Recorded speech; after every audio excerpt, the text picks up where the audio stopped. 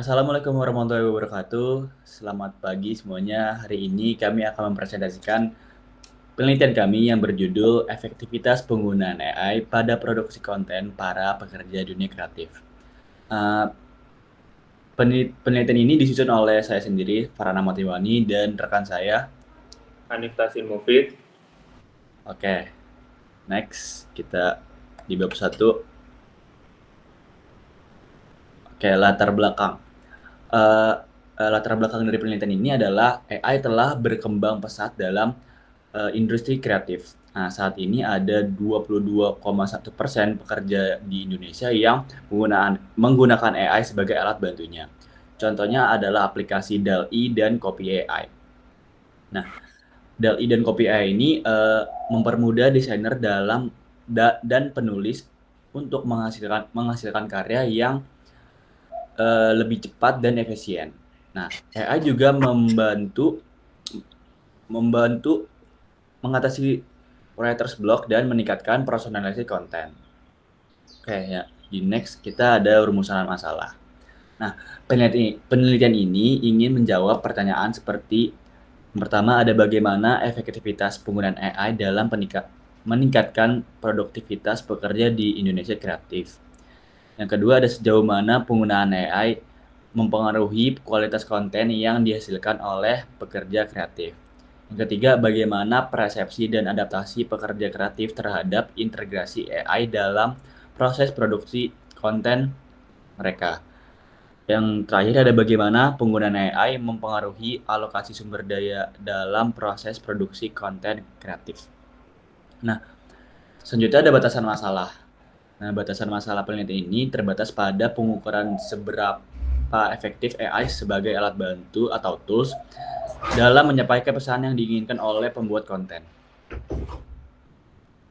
Selanjutnya ada tujuan penelitian. Tujuan penelitian ini adalah mengeksplorasi, menganalisis, dan memahami seberapa efektivitas kecerdasan buatan atau AI digunakan dalam produksi konten oleh profesional di industri kreatif global. Nah, selanjutnya ada manfaat penelitian. Manfaat penelitiannya ada dua. Yang pertama, manfaat akademis. Manfaat akademiknya, penelitian ini diharapkan dapat memperdalam pemahaman kita tentang bagaimana teknologi baru seperti AI ini berdampak pada industri kreatif dan komunikasi. Manfaat praktisnya adalah memberikan wawasan mengenai potensi dan tantangan penggunaan AI. Oke, selanjutnya ada bab 2. Nah, di bab 2 ini eh, kita penelitian terdahulunya mengambil dari Hanifah et al. Yang mengungkapkan bahwa AI berperan penting dalam meningkatkan kinerja produktivitas di industri kreatif Indonesia. Nah, teknologi ini membantu mempercepat inovasi, meningkatkan efisiensi produksi, dan memperluas pasar dengan cara otomatisasi dan analisis data yang mendalam. Oke, di next ada teori dan konsep. Boleh dilanjut. Oke, baik. Kita lanjut ke bab 2, yaitu teori dan konsep.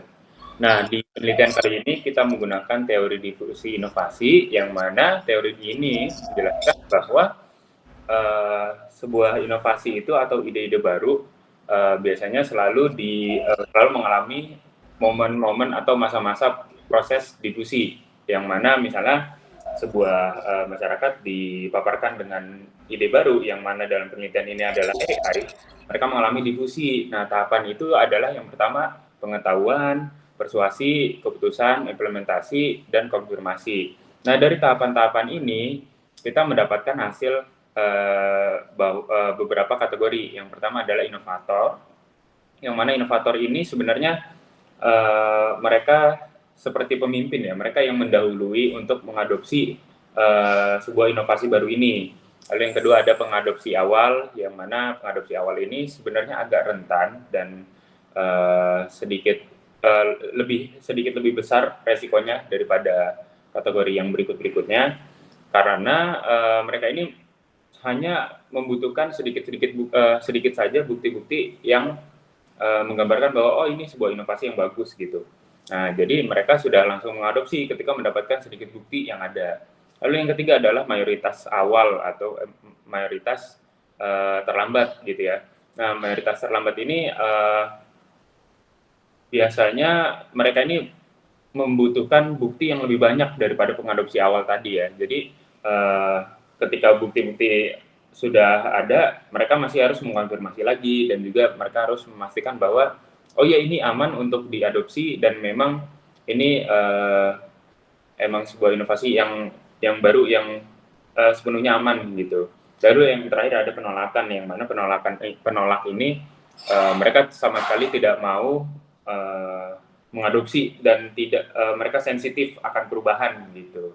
Nah, ketika teori ini kita ajukan kepada penelitian efektivitas AI ini, kita mendapatkan konsep yaitu bahwa AI ini sedang pada masa proses difusi di kalangan pekerja kreatif, yang mana pekerja kreatif ini masih bingung nih antara mengadopsi atau menolak karena masih banyak seperti kayak oh AI ini bahaya bisa menggantikan posisi kita sebagai pekerja gitu. Ada juga yang sebaliknya oh AI ini sangat membantu pekerjaan saya gitu. Lalu ada alur penelitiannya, bisa dilihat teman-teman bahwa kita menentukan judul, efektivitas penggunaan AI pada produksi konten para pekerja dunia kreatif, dan kita mengadopsi teori difusi inovasi yang akhirnya kita mendapatkan dua variabel, yaitu variabel X dan variabel Y.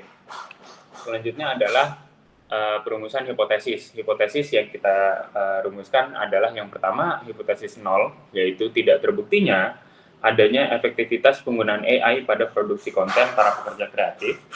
Lalu ada hipotesis alternatif, yaitu terbukti adanya efektivitas penggunaan AI pada produksi konten para pekerja kreatif. Lalu kita lanjut ke bab 3, yaitu metode penelitian.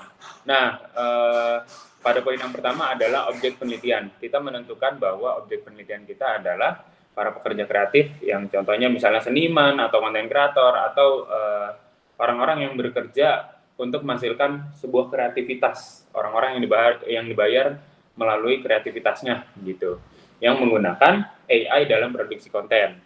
Nah, populasi yang kita targetkan sendiri adalah pekerja kreatif yang menggunakan AI dalam proses produksi. Sedangkan sampelnya itu adalah kita lebih mengarah kepada konten kreator yang aktif dan menggunakan AI pada saat pekerjaan mereka ya.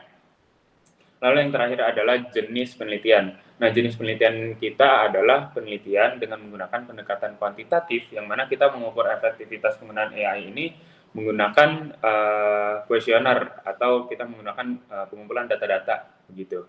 Lalu selanjutnya adalah definisi operasional variabel, yang mana kita mendapatkan bahwa efektivitas penggunaan AI ini sebagai variabel X, yaitu sebuah variabel independen yang memiliki dimensi yang pertama ada kemudahan penggunaan, efisiensi waktu, kualitas hasil, dan juga efisiensi biaya.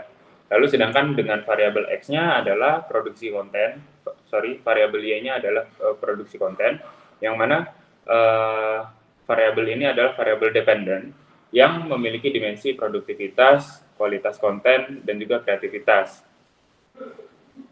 Oke, selanjutnya adalah teknik pengumpulan data. Nah, teknik pengumpulan data kita adalah menggunakan tadi data-data yang kita kumpulkan menggunakan dua metode, yaitu yang pertama kuesioner, yang mana pertanyaan tertutup berbasis skala Likert 1:5 atau 1-5. Lalu yang kedua, sebagai data pendukungnya kita menggunakan wawancara semi terstruktur, yaitu kita akan mewawancarai para pekerja kreatif dan kita akan menanyakan bagaimana pengalaman mereka selama menggunakan AI dan juga tidak menggunakan AI.